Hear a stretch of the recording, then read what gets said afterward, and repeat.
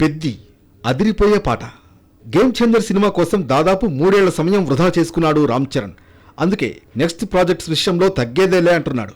పెద్ది సినిమాను మొదలు పెట్టడమే ఆలస్యం అన్నట్లుగా జెట్ స్పీడ్లో ఫినిష్ చేస్తున్నాడు. ఉప్పెన తర్వాత బుచ్చిబాబు ఎంతో ప్రతిష్టాత్మకంగా తెరకెక్కిస్తున్న ఈ సినిమా 2026 మార్చి 27న రిలీజ్కు ప్లాన్ చేస్తున్నారు. దీంతో వీలైనంత త్వరగా షూటింగ్ పూర్తి చేస్తున్నారు. ఆ తర్వాత పోస్ట్ ప్రొడక్షన్ పనులు నెమ్మదిగా చేసినా పర్లేదనే ఆలోచనలో ఉన్నాడు బుచ్చిబాబు. ఇప్పటికే కీలక షెడ్యూల్స్ పూర్తి చేసుకున్న పెద్ది ఇప్పుడు నెక్స్ట్ షెడ్యూల్కు రెడీ అయ్యాడు. ఆగస్టు 20వ తేదీ నుంచి హైదరాబాద్లోని రామోజీ ఫిల్మ్ సిటీలో పెద్ది షెడ్యూల్ మొదలు కానుందట.